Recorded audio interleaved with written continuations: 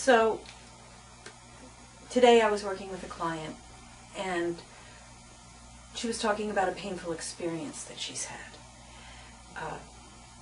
And she was mentioning to me how instead of going back and telling herself the old story about the painful experience, oh, this is happening to me, I must be bad, she shifts her thinking to thinking about all the things in her life that she's grateful for, which is wonderful. And it's really only the first step to really growing her emotional body so that she can evolve. Because when she tells herself the story that she's bad, what she's really doing is telling herself a coping story that is from an emotional body that's very young.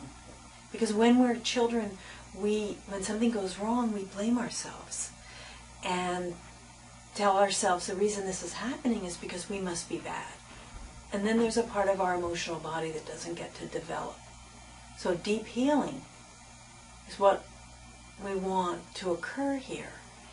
And on one hand, being grateful for the good is fine. That's what you start attracting.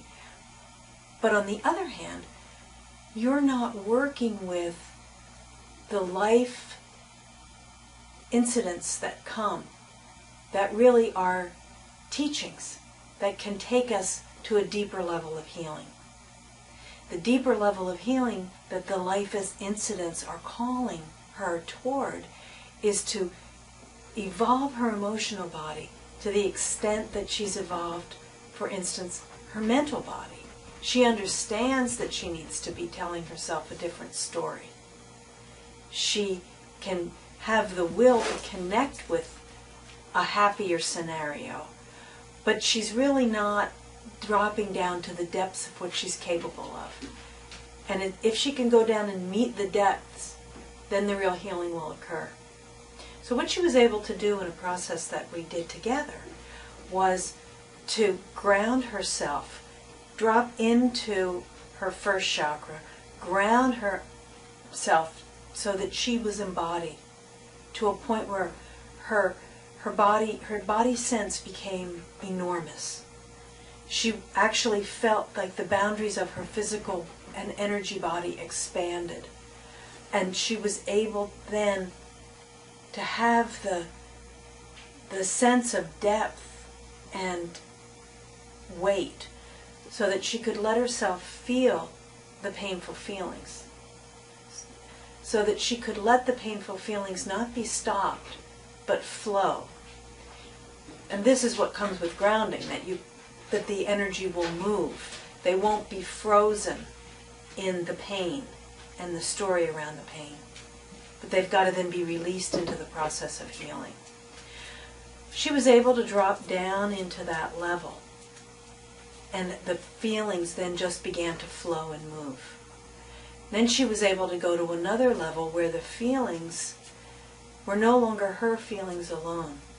They became the feelings also of the other person, that other person that the painful relationship was with was also frozen in. And then she even dropped down to a deeper level where it wasn't just about these two people and where they couldn't feel and move their relationship forward. It was about human suffering. This is where her self-sense became archetypal.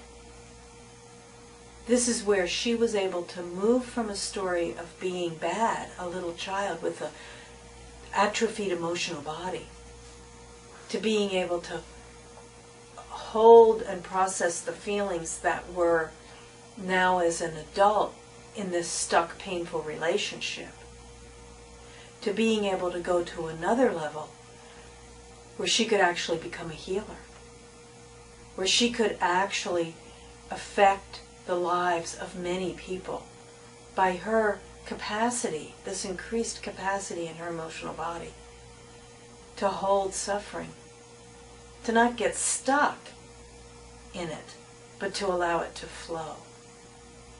And in doing that, the energy that was frozen in the pain was able to be released, and that was a quantum healing.